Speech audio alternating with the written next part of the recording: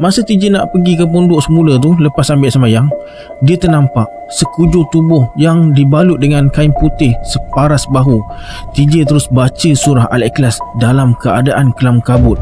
Lembaga tu bergerak dalam keadaan meloncat-loncat. TJ renung ke arah kepalanya. Wajahnya tak berapa jelas sebab ditutupi rambut hitam yang lebat.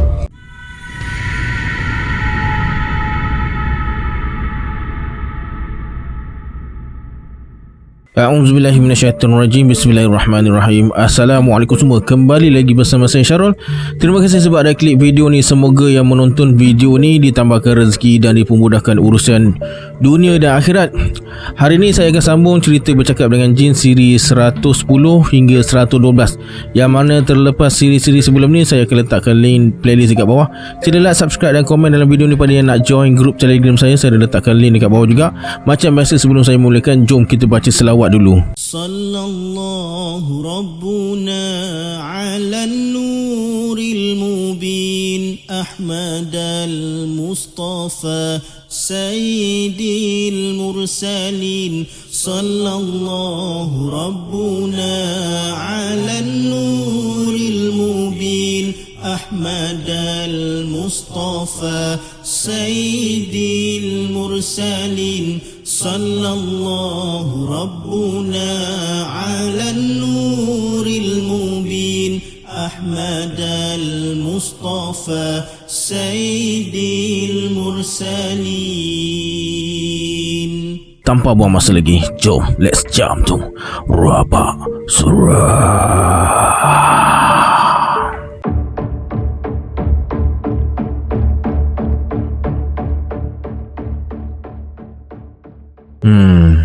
Dinding perigi kita dah hangus terbakar. Siapa yang bakarnya bang? Mak Prai cuma tersenyum dan terus melangkah. Kedua-dua pemuda tadi terus ke pondok durian. Mereka bertiga berhenti melangkah. Dekat depan mereka muncul seorang lelaki berbadan tegap, pakai lilit kepala kain batik. Dia menghunus keris panjang ke arah mereka bertiga. Muka Mak Prai nampak pucat. TJ pandang Datuk dia sambil kenyitkan mata. Datuk TJ anggukkan kepala, tanda faham maksud TJ bahawa lelaki yang berdiri dekat depan tu adalah lelaki yang serang mereka berdua dekat Kampung Getah beberapa jam tadi. Adik-beradik kamu? Ya. Beritahu dia jangan nak intip tempat duduk aku. Kalau dibuat lagi sekali, kedua-duanya aku bakar hidup-hidup. Saya minta maaf bagi pihak kaum keluarga saya. Ingat pesan aku, kalau langgar, dusun dan tanah kamu jadi padang jarak. Lelaki tu masukkan keris panjang ke sarung, lalu diselitkan ke pinggang. Kemudian dia terus tepuk tangan dan menjerit sekuat hati sambil melangkah tinggalkan mereka bertiga. Mereka pun sambung perjalanan semula. Tiba-tiba Mak Prai berhenti melangkah. Dia toleh ke arah TJ dengan datuk dia dengan wajah yang pucat. Mak Prai nampak dalam keadaan serba salah. Dia macam nak patah balik ke pondok durian tu. Badannya terus menggeletar. Datuk TJ tanya, kenapa? Mak Prai cakap, dia dah langgar pantang. Kata Mak Prai, nama orang tu tak boleh disebut atau bagi tahu orang lain. Siapa yang langgar pantang boleh kena penyakit gila babi. Dah ramai orang yang sebut nama lelaki tu pada orang lain jatuh sakit. Kemudian Mak Prai terus rebah atas rumput. Datuk TJ yakinkan dia bahawa Allah lah yang maha berkuasa dan suruh Mak Prai sebut nama lelaki tu. Kalau tak nak sebut, Datuk TJ nak balik kampung. Mak Prai mengalah dan terus sebut nama Suhaimi Keraba sambil memaki hamun. Lepas tu Datuk TJ suruh Mak Prai berhenti dan tunggu dalam 10 minit. Dia nak tengok ada apa-apa terjadi tak pada Mak Prai ni. 10 minit berlalu, tak ada apa-apa yang terjadi. Datuk TJ ajak mereka semua sambung semula perjalanan. Tiba-tiba, aduh! Datuk TJ membongkokkan badannya. Kedua belah tangannya tekan pangkal belikat sebelah kiri. Ada orang baling benda tajam dekat Datuk TJ. TJ terus perhati sekeliling dan ternampak buluh runcing sepanjang 2 kaki dekat hujung kaki kanan datuk dia. Carikan aku daun dukung anak, kata Datuk TJ pada TJ. Bila dah dapat daun tu, Datuk TJ suruh sapukan dekat tempat yang terkena buluh tu untuk buang bisanya. TJ selak baju datuk dia. Memang ada garisan memanjang. Darah mula keluar dari kulit yang terkoyak tu. Sebelum sapu, Datuk TJ suruh TJ hancurkan dulu daun tu, baca Al-Fatihah 7 kali dan selawat. Lepas tu tampal pada luka tu. Bila Datuk TJ dah pulih, mereka teruskan perjalanan pulang. Tapi baru 6 langkah berjalan, Suhaimi Keraba muncul depan mereka dengan beberapa batang buluh runcing di tangan kiri. Jangan lawan, kata Datuk TJ dan suruh mereka berdiri sebaris menghadap Suhaimi Keraba. Suhaimi Keraba mengaku dialah yang baling buluh runcing tu sebab sakit hati Mak Prai maki hamun dia tadi. Dia boleh dengar. Bila tengok mereka semua diam dan buat tak tahu je, Suhaimi Keraba mula naik angin. Dia maki hamun Datuk TJ. Datuk TJ tetap membisu. Lagi bertambahlah angin dia. Suami Keraba terus serang Datuk TJ dengan buluh runcing. 10 batang buluh runcing dia baling ke arah mereka. TJ dan Mat Prai terpaksa berselindung di sebalik pokok durian. Tapi Datuk TJ tak berganjak dari tempat dia berdiri itu. Tegak je dekat situ sambil peluk tubuh. Kedua belah matanya dirapatkan sambil mulut terkumat kamit membaca sesuatu. Lebih 4 batang buluh runcing Suami Keraba baling pada Datuk TJ. Tak ada satu pun yang kena. Semuanya menyimpang ke arah lain. Ada yang melekat pada pokok pisang hutan, terbenam ke tanah dan sebagainya. Kemudian Suami Keraba termenung kejap. Datuk TJ tetap berdiri berpeluk tubuh. Suami Keraba terus pintas arah belakang Datuk TJ sambil baling buluh runcing. Tapi Datuk TJ sempat tangkap dan benamkan ke tanah. Serentak dengan tu, Suami Keraba terus menjerit sambil kedua belah tangannya tergapai-gapai macam minta tolong dan rebah ke tanah. Perlahan-lahan Datuk TJ buka mata dan renung ke arah Suami Keraba yang tertiarap atas tanah berhempas pulas untuk berdiri. Bangunlah, kata Datuk TJ. Suami Keraba renung marah ke arah Datuk TJ. Datuk TJ hulurkan tangan nak bersalam. Dia nak berkawan dengan Suami Keraba tu, tapi Suami Keraba tu tak nak. Kononnya Datuk TJ ni tak berilmu. TJ dan Mak Prai keluar dari tempat persembunyian. Saya tahu sejauh mana ilmu yang ada dalam dada saudara. Suami Keraba terus melangkah tinggalkan mereka dengan wajah seribu dendam. Mereka bertiga teruskan perjalanan pulang. Sampai dekat rumah Mak Prai, isteri dia tanya kenapa mereka lambat sampai. Mak Prai jawab mereka singgah ke rumah beberapa orang kenalan. Petang tu, Mak Prai ajak TJ jalan-jalan sekitar pekan. Lebih kurang pukul 4 lebih mereka balik. Datuk TJ dah tak ada dekat rumah. Kata isteri Mak Prai. Tak lama lepas mereka tinggalkan rumah, Datuk TJ terus menuju ke masjid. TJ dan Mak Prai terus ke masjid. Memang betul kata isteri Mak Prai tu. Datuk TJ tengah duduk dekat ruang tengah masjid sambil baca Al-Quran. Disebabkan waktu asar dah nak masuk, mereka terus ambil lah air semayang. Sempat jugalah Mak Prai perkenalkan Datuk TJ pada imam masjid tu. Lepas solat asar, Datuk TJ terus berborak dengan Tok Imam. Dari Tok Imam itulah Datuk TJ dapat tahu dengan lebih terperinci tentang Suami Keraba dan kejadian aneh yang berlaku dekat dusun durian beberapa orang penduduk. Kata Tok Imam, kejadian tu dah berkurangan. Kalau ada pun terjadi sebab pemilik durian tak ikut nasihat mereka. Dari dulu lagi kalau ada kejadian macam tu, mereka akan baca Yasin 7 malam dekat dusun durian tu. Kemudian ingatkan pemilik dusun supaya bayar zakat kalau dapat hasil yang lumayan. Itu je syaratnya. Dengan izin Allah berjaya. Melainkan pemilik durian tu tak ikut nasihat, tak solat, tak puasa dan ambil hak orang lain. Tok Imam tahu dusun durian Mak Prai dikacau makhluk ganjil. Ada lagi seorang dua yang dusun mereka kena kacau juga. Dulu Mak Prai ada bawa bomoh siam nak halau hantu dekat dusun dia, tapi tak berjaya.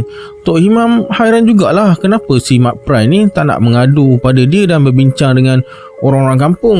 Padahal Tok Imam kenal dia dari datuk neneknya lagi. Dia orang sini. Mak Prai hanya tunduk, tak berkata apa-apa pun. Sebelum berpisah, Datuk TJ bersalaman dengan Tok Imam dan ajak dia ke dusun durian Mak Prai. Mulanya Tok Imam tak nak. Lepas dipujuk, akhirnya Tok Imam bersetuju nak ke pondok Mak Prai tu. Malam tu, lepas solat isyak dekat masjid, TJ, datuk dia dan Tok Imam terus menuju ke pondok durian Mak Prai. Mak Prai dah pergi dululah. Sampai dekat pondok, Mak Prai sambut mereka dengan hidangan air kopi panas. Kemudian Datuk TJ suruh Mak Prai dan TJ duduk dekat luar lebih kurang 20 kaki dari pondok tu. Dekat situ, Datuk TJ dirikan 4 batang tiang dan atapnya dibuat dari daun-daun hutan yang lebar. Tak sampai 2 jam, pondok kecil dah siap. Mereka disuruh duduk dekat situ. Manakala Datuk TJ dan Tok Imam duduk dekat pondok besar, baca Quran. TJ tak nak berada jauh dari Mak Prai. Ke mana sahaja Mak Prai bergerak, dekat situlah TJ berada. Mereka berdua terdengar bunyi buah durian jatuh, tapi tak ada rasa nak pergi kutip. Tiba-tiba, TJ menjerit, "Ular!" Biji mata Mak Prai terbeliak bila tengok seekor ular hitam sebesar dengan budak 8 tahun. Panjangnya lebih kurang 2 kaki. Ular tu terus menuju ke arah pelita minyak. Mak Prai ambil kayu terus pukul ular tu tepat kena dekat bahagian belakang. Kemudian Ular tu panggungkan kepalanya, lalu patuk pelita minyak tanah. Keadaan terus jadi gelap. TJ raba sana, raba sini cari kotak mancis. Lepas tu dia hidupkan semula pelita. Nampak jelas ular hitam tu menyusup bawah daun-daun kering dan terus gaib entah ke mana. Tak semena-mena muncul seekor kura-kura warna kulitnya kuning keemasan dekat tempat ular tu hilang tadi. Biasanya bila kura-kura dengar suara atau nampak orang, ia akan nyorokkan kepalanya, tapi kura-kura ni terus julurkan kepalanya sambil makan daun-daun kering. Mata kura-kura aneh tu nampak tersembul dan keluarkan cahaya berwarna hijau. Mak Prai nak pukul belakang kura-kura tu dengan kayu, tapi TJ halang dia. Biarlah dia pergi sendiri, kata TJ. Mak Prai mengeluh lalu hempaskan kayu sekuat hati. TJ hanya diam je. Kura-kura masukkan kepalanya semula ke dalam badan.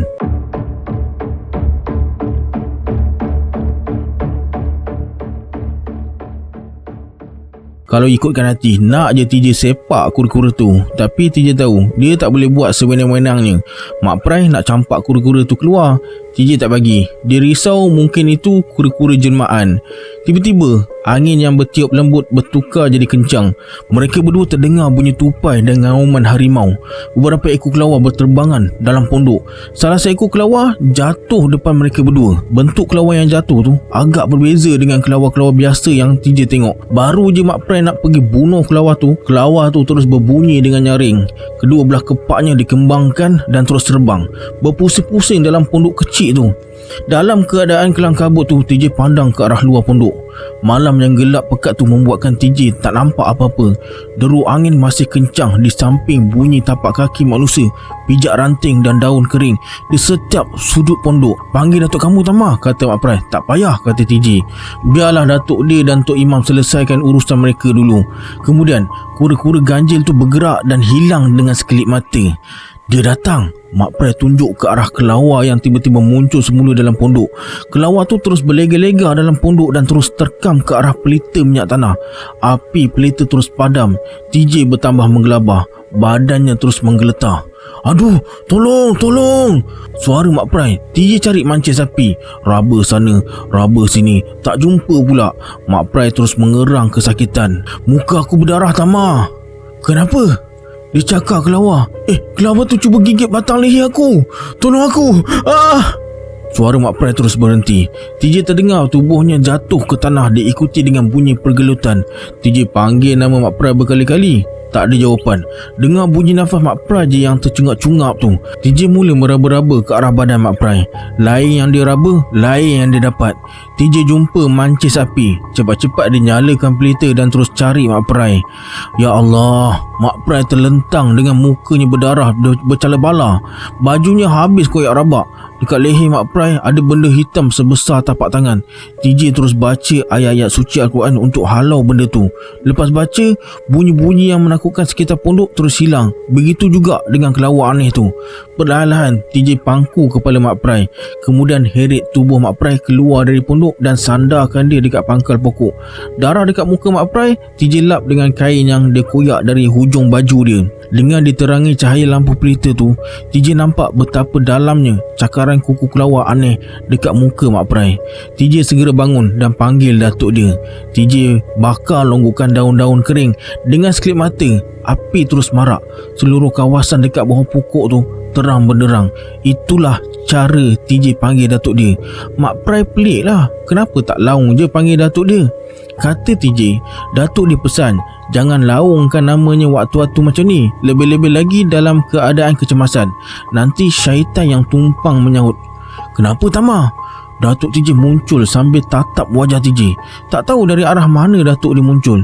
Mak Prai terus peluk datuk TJ dan ceritakan apa yang berlaku. Datuk TJ terus rawat Mak Prai. Angin malam terus bertiup. Terdengar lolongan anjing liar di kaki bukit dan Tok Imam baca surah Yasin. Masa tengah rawat Mak Prai tu, tiba-tiba muncul seekor harimau sebesar lembu jantan dewasa depan Datuk TJ. Harimau tu tak mengaum tapi bersedia nak terkam Datuk TJ. Harimau tu terus melompat. Datuk TJ dapat elak dan terjadi pergelutan antara Datuk TJ dan harimau. Datuk TJ berguling ke arah api yang marak dan sambar ranting yang berapi. Kemudian dia terus bangun. Harimau terus melompat melepasi kepala Datuk TJ.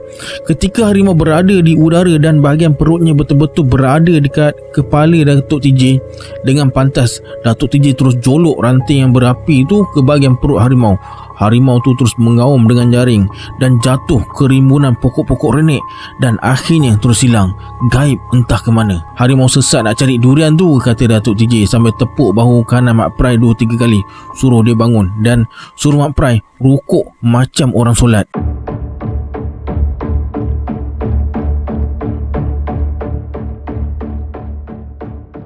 Datuk TJ berdiri sebelah kanan Mak Prai dan terus genggam penumbuk kanan. Bersedia Mak Prai? Ya, saya bersedia Ayah Lang. Kalau sakit jangan mengeluh, jangan mengadu. Kau mesti tahan. Baik Ayah Lang. Sedia. Datuk TJ terus lepaskan penumbuk sulung ke pangkal belikat Mak Prai. Perlahan-lahan Mak Prai rebah. Kamu ni lembik sangat, kena sikit pensan, kata Datuk TJ. Lepas sesi rawatan tu, mereka berdua terus ke pondok. Makin dekat dengan pondok, makin jelas suara Tok Imam baca ayat-ayat suci Al-Quran. Dalam perjalanan tu, Datuk TJ bersuara, kamu berdua ada jumpa ular dan kura-kura? TJ dan Mak Prai terkejut. Macam mana Datuk dia boleh tahu? Kata Datuk TJ, mulanya dia tak tahu. Dia datang situ sebab nampak api. Masa sampai tadi, dia nampak ada sisik ular dan bekas kaki kura-kura. TJ bersuara, kerja siapa semuanya tu Tok? Kerja orang yang bertuankan iblis syaitan. Jadi kura-kura dan ular tu benda jelmaan?